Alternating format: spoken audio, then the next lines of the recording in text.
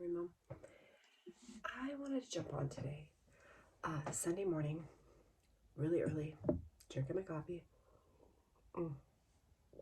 I don't normally jump on and do kind of like longer spread them on videos, but I was just reading a comment on Instagram. First, can we just notice that I have a lovely exercise bike back there? My husband had to get it for physical therapy, he had knee surgery. And can we also just take a moment and notice that it's being used as a coat rack? How you know you're recovered is your exercise bike is being used as a coat rack at all times. Also, how you know you're recovered is I have no desire to get on that thing. I have no pull toward exercise. The last thing I would want to do is get on that bike. Anyway, signs of recovery. Also, today is Sunday, and in my house, my husband likes to make bacon sometimes. And when I was sick, I told the whole world I hated bacon. I hate bacon. Bacon's awful. It stinks, right? It gets in my hair. I have the kind of hair that just collects smells. And yeah, so I've always told everyone I hated bacon. And here's another recovery gift. I love bacon. God, I love bacon. The only thing better than bacon is when someone else makes bacon for you. So when my husband gets up and make bacon, wonderful. But today our bacon was in the freezer, not the fridge, so pretty sad. It's thawing right now, so I'm sitting here looking forward to bacon. Anyway, I had a message on Instagram from someone that had a couple questions, and I just kind of wanted to answer and upload this today because, oh my God, look at that. It's it's Christmas time. That's my Christmas file. I am not an organized human being, as you can tell. So that's just not me. I'm a, yeah. Anyway, this human being had a couple questions. One of which was like, how did I decide to recover, right? Because I was sick a long time, like 3 decades, like 30 years. So what was the defining thing? How did I actually recover?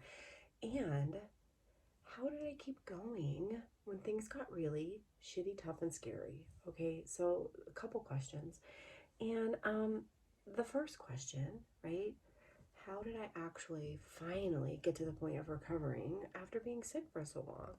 And I will say, I really went kicking and screaming, as most of us do, right? I don't know anybody, well, I'm sure there's a few people out there that are like, yay, recovery, jumping in and happily doing it along the way. It's horrible. I did not want to do it. I would go into my dietitian and my therapist and say, I'm done. I'm not recovering. I'm out. And they would remind me that I had children. And so at first I was doing it for my kids, right?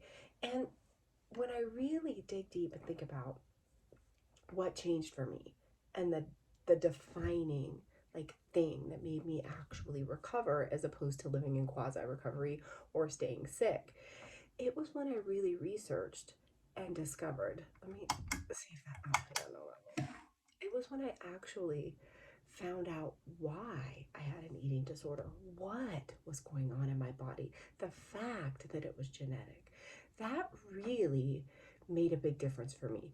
The fact that I learned about um, Dr. Geisinger's Adaptedtofamine, I don't even want to say hypotheses or perspective because it is what it is.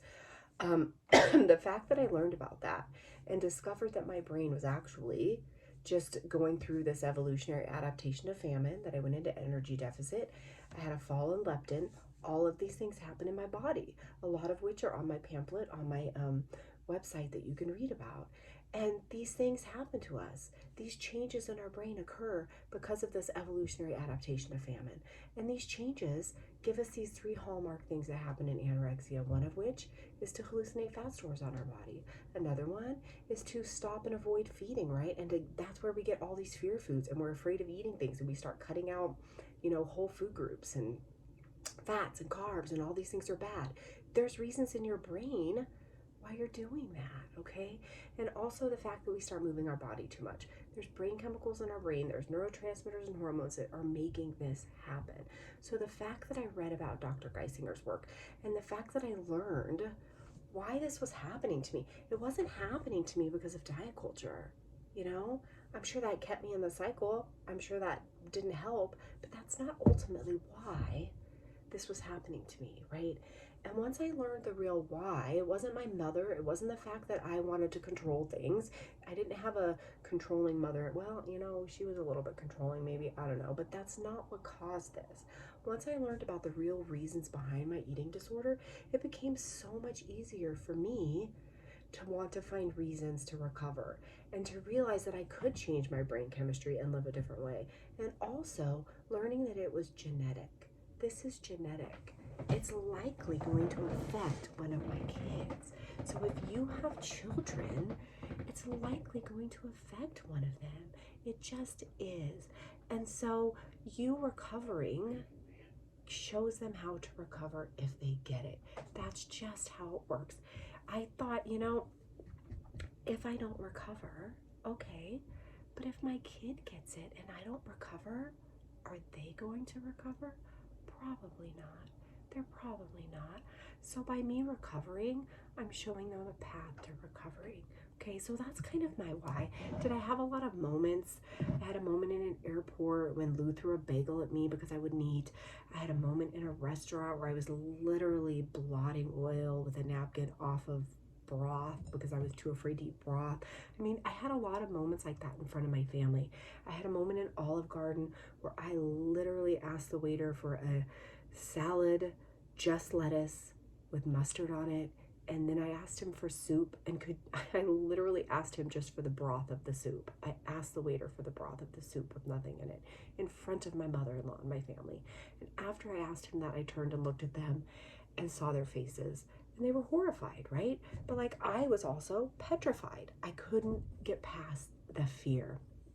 And so learning what was happening in my brain and reading Dr. Geisinger's work, it really kind of clicked why this was happening to me and that I could fix it. We can fix our brain chemistry. We can fix our hormones and neurotransmitters, right? We just have to eat through the fear, okay? And tackle our behaviors. And when we're our age, we have a lot of that neural rewiring to do because it's not just the fact that our brain chemistries are changed. It's also that we have repetitively been living away for so long that we have to undo all of that, all of those neural pathways and make new ones. And we can do that, right? So that's why. That's kind of why. And learning that information was huge for me. It made all of the difference in me recovering. Now, your other question was like, when things get tough, when things get scary, like, how do you keep moving forward? And I have a couple things to say here.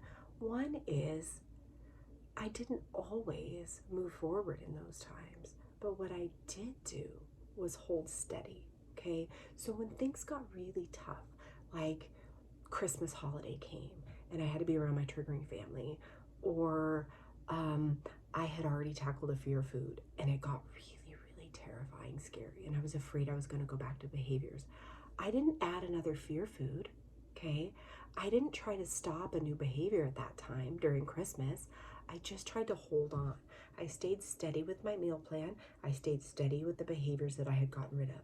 And that's where I stayed through that really, really tough time. Because what happens in eating disorders is you do have moments of weakness, but you also have moments of strength. And if you're in a really deep moment of weakness, your plan isn't to like tackle a bunch of shit at that moment. It's to hold on to the recovery that you've made. It's to stay true to what you've already gotten rid of and what you've already added, right? So if you've already gotten rid of purging and you've already added like bread and you're really, really freaking out, you have to make sure the purging stays gone and the bread stays in, but don't make any new changes. That's what I did, okay?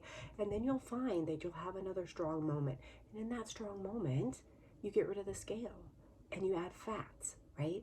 You just keep moving forward without going back. That's the thing. I went really slow. This took me years. If you jump all in, will you get there quicker? Yes, it's a wonderful way to go. I love when people jump all in. You're going to push your brain to get through that mental extreme hunger, and you're going to regulate your brain chemistry quicker with extreme hunger. Of course you are. But also, maybe because of my age, maybe because of my fear tolerance, I don't know, I couldn't do all in. It just wasn't for me. And so I moved slowly. And when I had those really scary, horrific times, I just held steady. I just promised myself from the moment I started recovery, solid, real recovery, I wasn't going backwards. Did I mess up? Did I promise myself I'd never purge and purge now and then? Yes, but I didn't beat myself up. It happens. I would think to myself, my dietitian used to always say, be questioning and curious, not angry. So instead of being angry at myself for messing up, I just always thought, why did that happen today? What was different about today? And the flip side of asking yourself why something happened is preparing for next time. So I would be like, why did that happen that I threw up after lunch? I wasn't supposed to throw up anymore. And then I would be like, well, I was really triggered. I was really upset. I felt too full. And then the flip side of that is, what can you do next time? Next time, instead of leaving a lunch alone, I'm going to plan to go to the mall with my kid after lunch so that I'm not alone and I can't do that. Plan so that next time it's not going to happen again. Those are the little tricks of recovery that make the difference, right? First, these horrible times happen and you regress, right? Next, the horrible times happen and you regress, but you think, what can I do different next time so that I don't go backwards, right? The next time when the horrible times happen, you can plan ahead. Pretty soon your brain will start knowing the triggering times are coming and start planning ahead of time. And that's when your recovery will really take traction, okay? You'll be able to see the triggers ahead of time. And that's just kind of what trigger proof is. You see the triggers ahead of time and your brain is already planning what to do for them, okay? It doesn't happen overnight. It takes practice. Don't get down on yourself. Don't get angry. You're in this for the long haul. That's the difference. I knew it was going to be years. I knew I was in it for the long haul. Anyway, I hope that answered your question, right? I think your question was, why did I jump in after all these years? Well, it was just researching what was really happening in my brain. Once I understood what was happening and that I could correct it, right? It's like, if you understand what is causing your illness and you know there's a pathway to fix it, you would do it, right? It's like, if you know you have, I don't know, some heart condition or diabetes or something, and you have to eat a certain way to repair that, you would make dietary changes to your life to repair that. I have an eating disorder. To fix the brain chemistry in my head, I have to eat a certain way for the rest of my life. I have to eat enough. I have to eat breakfast. I have to not go 3 hours without food. That's forever. I have an eating disorder. Many people have conditions that require them to eat a certain way for the rest of their lives. I do, and if you're watching this, you probably do too. So start thinking about it that way. Think about it from an evolutionary adaptation perspective, and it will really help you. It will really help you. So if you have any more questions, put them below. God, I'm long-winded. I'm sorry for that. It's Bacon Sunday. I'm gonna go have some bacon.